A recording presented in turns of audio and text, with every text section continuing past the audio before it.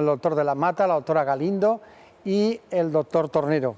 Guadalajara, Madrid, 12 de octubre, especialistas en reumatología, defendiendo cada uno un aspecto. Bueno, ¿cuáles serían entonces, doctor Tornero, los factores causales más importantes? Porque nos da la impresión de que la obesidad pues, es un factor de riesgo para la artrosis, ¿no? Habrá otras muchas cosas. ¿El artrósico nace o se hace? Bueno, el factor de irritación mecánica, la sobrecarga de una articulación, es un condicionante muy importante para la aparición de la artrosis, sobre todo articulaciones de carga como la de la rodilla. Yo creo que ya lo hemos comentado otras veces, pero bueno, no viene mal insistirlo. Hay una relación directa entre la obesidad y la artrosis, de tal manera que la obesidad favorece la aparición de la artrosis, pero una vez que está aparecido, si nosotros somos capaces de mejorar nuestro peso, de acercarnos al peso ideal, pues más fácil es que la articulación ya enferma no progrese la enfermedad y deje de doler. Por lo tanto, la obesidad es un factor muy importante. Pero hay muchos otros factores del ambiente, de nuestra vida cotidiana, que pueden ser modificables. Es decir, que un simple cambio en nuestro estilo de vida podría de alguna manera prevenir contra la aparición de la enfermedad reumática. Y es verdad que merece la pena comentarlos. Bueno, doctor de la Mata, artritis reumatoide, factores causales, elementos que influyen. En general, las enfermedades autoinmunes, la artritis reumatoide es una enfermedad autoinmune y convendría explicar qué es una enfermedad autoinmune. Una enfermedad autoinmune es una enfermedad donde nuestras defensas entran en guerra civil. Por motivos que desconocemos, dejan de reconocer a nuestras articulaciones como propias y las agreden. Es como si tuvieran alergia a nuestras articulaciones. Entonces, se sabe que existe una serie de factores genéticos que predisponen a estas enfermedades autoinmunes. En concreto, a la artritis reumatoide hay una serie de genes cada vez mejor identificados, como el HLA-DRB1, el PTPN22, el STAT4, en fin, una serie de genes que cada vez tienen más peso en la aparición de la artritis. Pero necesitamos, sobre ese campo abonado, necesitamos la semilla, el estímulo que desencadene la artritis. Y ese estímulo no está muy bien precisado. Se hablaba antiguamente de estímulos infecciosos, especialmente ciertos tipos de virus. Hoy se sabe que además de los estímulos infecciosos están los cambios hormonales. La artritis reumatoide aparece muy frecuentemente en las edades alrededor de la última regla, en torno a la menopausia. Ese cambio hormonal parece que tiene algo que ver. Es muy frecuente que los clínicos veamos artritis reumatoide las pacientes que acaban de terminar un embarazo en el puerperio. Se sabe que el tabaco predispone a la artritis reumatoide, es decir, que necesitamos campo de cultivo abonado y necesitamos esa semilla. Cuando sepamos el campo de cultivo y la semilla tendremos la solución. ¿Y usted, doctora Galindo, el lupus, qué le pasa al lupus? Pues es un poco lo mismo que ha dicho el doctor de la Mata, sobre una base de susceptibilidad genética en la que no solo hay un gen implicado, sino un montón de ellos, en general genes que participan en la regulación de la respuesta inflamatoria. Pues sobre esa base de susceptibilidad, la presencia de determinados estímulos externos hace que se desencadene la enfermedad. Y en el lupus, en concreto, las hormonas es una de las cosas que más se ha defendido, pues porque clásicamente el lupus es una enfermedad de mujeres jóvenes en la edad fértil, pero no es la única época. También aparecen mujeres menopáusicas y en varones, con lo cual no es el único factor. Puede ser el uso de anticonceptivos orales, por ejemplo, o la exposición a determinados tóxicos, pero es lo mismo que ha dicho el doctor de la Mata, es decir, que no tenemos un solo estímulo externo que podamos tratar y atajar, y la base genética pues también es muy variada, es decir, que no hay una única diana en la que tú puedas incidir para erradicar la enfermedad.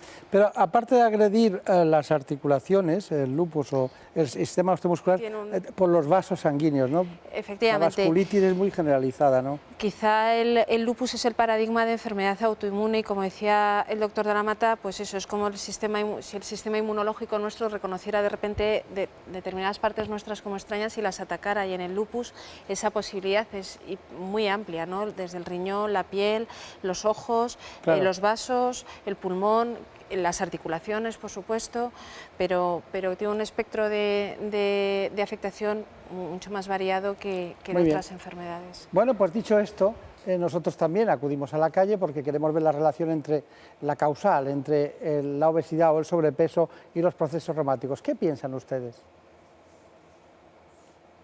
Pues mucho, claro, porque el peso te hace que los huesos pues Trabajáis más, claro. Mucho.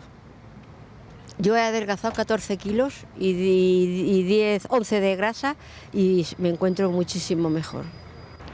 Hombre, pues depende de donde lo tengas, sí que afecta. Por ejemplo, la espalda afecta el sobrepeso, en la rodilla afecta el sobrepeso, porque te cuenta que es lo que sujeta a tu cuerpo. Entonces, cuanto más peso tengas, pues claro, si encima lo tienes ya de por sí tocado, pues sí influye el sobrepeso, por supuesto que influye.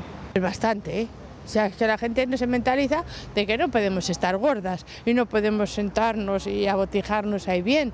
La gente tiene que tener un peso porque tu esqueleto es el que lo lleva. Sobrepeso mal, porque yo tengo sobrepeso y mal. Lo que pasa es que como también estás mal, pues no andas lo que tiene. Yo personalmente no ando lo que debiera. Si me engordo, coge peso, me influye también. Cuando estoy más delgado, pues ando mejor.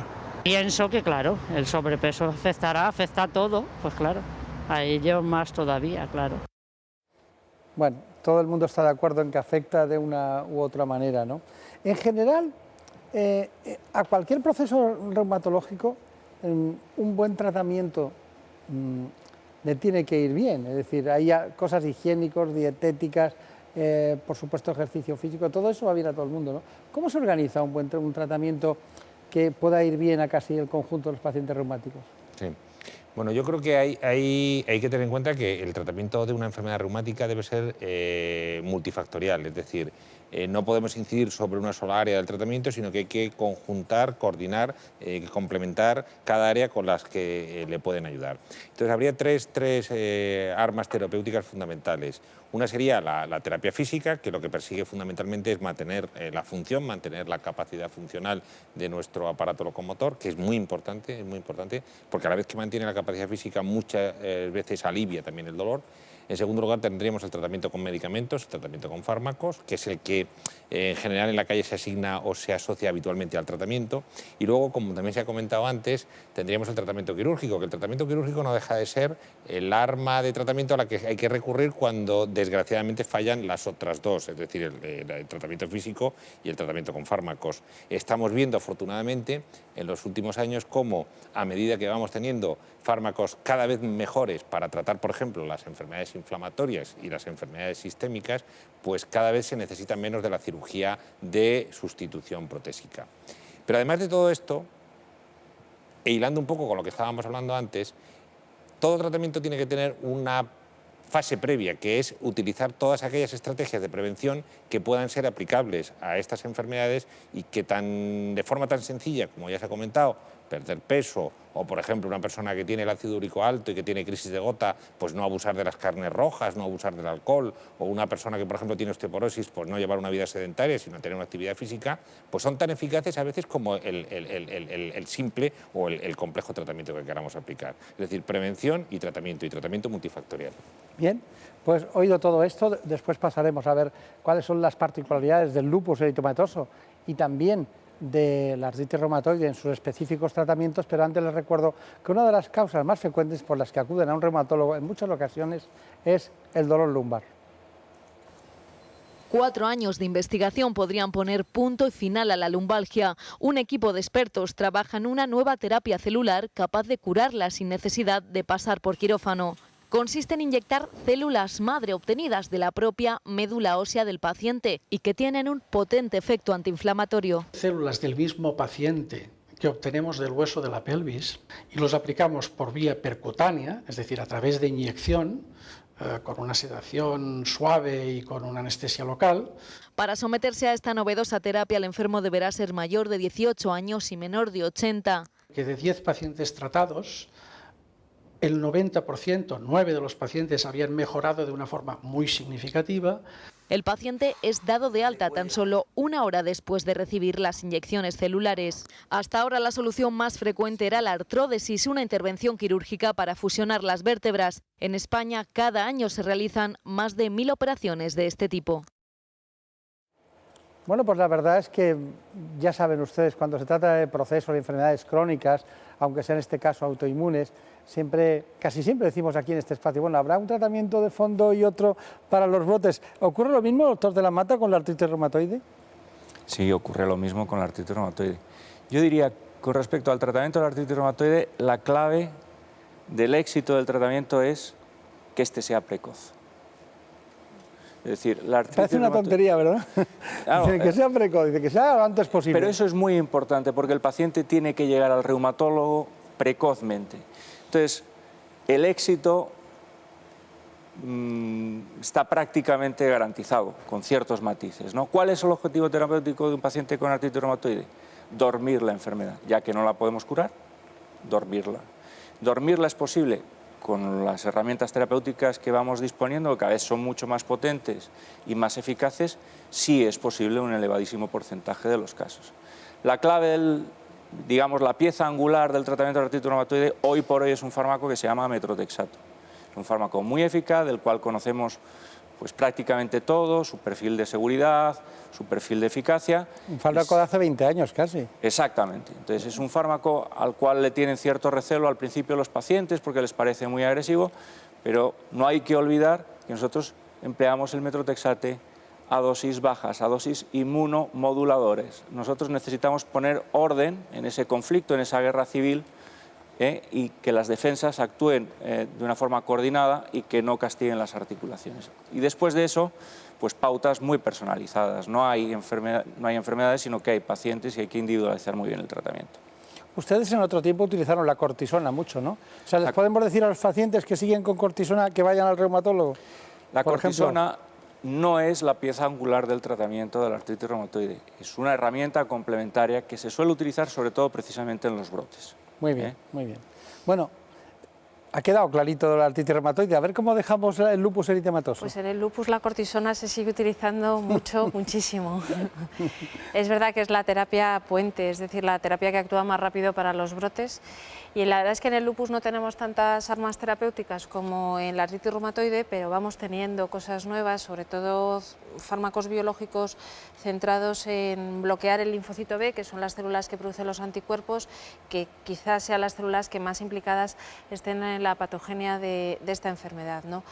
Antes de estas terapias biológicas tenemos otros fármacos que tienen un mecanismo de acción más variado, no tan bien definido, pero que están mostrando mucha eficacia en el lupus, pues como la azatioprina, que se lleva utilizando mucho tiempo, y actualmente el micofenolato, ¿no? Vamos un poco detrás de la artritis reumatoide en esos avances, pero bueno, vamos avanzando también. Muy bien. Nosotros también vamos avanzando, seguro que ya entienden ustedes que hay enfermedades reumáticas, que son muchas, cada una tienen nombres y apellidos, estamos hablando de las más importantes, también un día hablaremos de la esclerodermia o podemos decir algo aquí y luego, pero ahora vamos con las preguntas que les interesan a todos ustedes. Me gustaría saber qué alimentos beneficia a la gente que padecemos ya de artrosis. No, pues yo quiero saber si son hereditarias o no y poner los remedios antes y que la gente, el médico también se mentalice en explicar bien las cosas. Enfermedades reumáticas si tienen algún día arreglo para poderlas curar. Aparte de los síntomas físicos, ¿tienen estas enfermedades algún síntoma psicológico? Sería bueno que lo dijeran si hubiera un tratamiento que pudiera, por lo menos los dolores, que no fueran tan fuertes, eso sí, si hubiera algo o algo que hacer. Siempre es bueno que nos informen de lo que podemos hacer, los que los padecemos, claro. Muy bien, he tomado nota rápidamente de las preguntas. Dice, ¿qué alimentos benefician a los pacientes de artrosis? ¿Qué alimentos benefician? Hombre, no hay un alimento que claramente les beneficie, pero quizá para evitar las fases inflamatorias que a veces explican la reagudización, pues los ácidos grasos omega 3, es decir, alimentos ricos en estos ácidos como son los pescados azules. Yo diría que eso sería lo único que se podría coger para favorecer el control de la enfermedad. Doctor de la Mata, ¿son hereditarias las enfermedades reumáticas? ¿Esa es la pregunta? No son hereditarias y, por aclarar que algunos pacientes tienen dudas, tampoco contagiosa, es decir, que es una enfermedad que no es hereditaria. Doctora Galindo, ¿tienen síntomas psicológicos? Yo es que creo que la suya tiene muchos síntomas psicológicos. Bueno, el lupus, bueno, la suya, la que usted defiende. El lupus en concreto puede tener manifestaciones psiquiátricas que forman parte de la actividad de la enfermedad. Luego yo creo que el componente psicológico que conlleva el sentirse enfermo es muy importante, ¿no? Claro. A la hora de sentirse mal y a la hora de afrontar la enfermedad, ¿no? Es importantísimo. Doctor Tornero, tengo dos preguntas en una. ¿Tiene una cura definitiva? Eso dice. Y luego dice, ¿existe algún tratamiento para curar estas enfermedades? Lo de la cura está en la calle. Bueno, vamos a ver. Lo de dormir me ha gustado, dormir la enfermedad, que es lo que hablaba de la artritis reumatoide en este caso. Bueno, vamos a ver, yo creo que hay una creencia errónea dentro de la población de que el reuma no se cura. Como muy bien ha dicho el doctor Beltrán, al principio hay muchísimas enfermedades reumáticas y hay algunas de ellas tan importantes en otras etapas de la historia de la humanidad, como pueden ser las artritis producidas por los microbios, por ejemplo, la artritis tuberculosa o la artritis de la fiebre de Malta o las artritis de las bacterias, que hoy día se curan. Tenemos tratamientos antibióticos muy eficaces que evitan mucho sufrimiento y mucha destrucción articular. Un primer grupo de enfermedades reumáticas que se curan. Otro grupo de enfermedades reumáticas que prácticamente se curan, la gota. La gota ha sido un problema de salud importantísimo en la historia de la humanidad. Ahí me gusta que le quiero ver defendiendo. Carlos V se tuvo que retirar a Yuste porque tenía un ataque de gota detrás de otro y tenía un sufrimiento y un dolor que le impedía atender sus obligaciones de Estado. Entonces, hoy día Carlos V somos todos, porque tenemos la posibilidad de curarnos, como el emperador no se curó, nosotros nos podemos curar con medicamentos muy eficaces. Pero podemos seguir yendo a Yuste a otras cosas, podemos ¿no? ir a Yuste a verlo, que es una maravilla, y sobre todo ahora que estará precioso, ¿no? Seguro. Entonces yo creo que no es verdad que no se curan las enfermedades reumáticas, hay enfermedades reumáticas que se curan. Y en muchas de ellas, como ha dicho el doctor de la Mata, podemos conseguir que la enfermedad entre como un estado de hibernación. Igual que el oso se mete en la osera ahora y sale en el mes de marzo o abril, pues nosotros metemos la enfermedad en una osera y la intentamos sacarla lo más tarde posible o nunca. Y hoy día en la artritis, en la osteoporosis, en la gota, en muchas enfermedades reumáticas tenemos tratamientos muy eficaces. Luego, por lo tanto, yo creo que hay que ser optimista. El gran problema de salud en reumatología hoy día, sin duda alguna, es la artrosis y también, bueno, pues la fibromialgia. Pero bueno, eso se está investigando y se resolverá. Yo pienso que sí. Muy bien. Vamos entonces con las conclusiones. La conclusión sobre artritis reumatoide, doctor de la Mata. Pues yo creo que la conclusión sobre artritis reumatoide no puede ser más optimista. Es decir, es precisamente la enfermedad con mejor porvenir ahora mismo de todas las enfermedades reumáticas, donde más tenemos que decir los reumatólogos y en donde es más importante iniciar un tratamiento precoz. Es decir, es muy importante. Ante una inflamación de una articulación, en este caso de más de 3 articulaciones, durante más de 3 meses, acudir al reumatólogo para su valoración y hacer un diagnóstico preciso y un tratamiento también precoz. Bueno, la doctora María Galindo, ¿cuál es su conclusión sobre lupus eritematoso? Que hay que pensar en ella, en la enfermedad, para diagnosticarla, que es fundamental derivarla a un sitio idóneo para su seguimiento, para su diagnóstico y su tratamiento, y que también es una perspectiva, yo creo que optimista, por lo que tenemos hoy en día en el mercado y por lo que promete salir en poco tiempo, ¿no?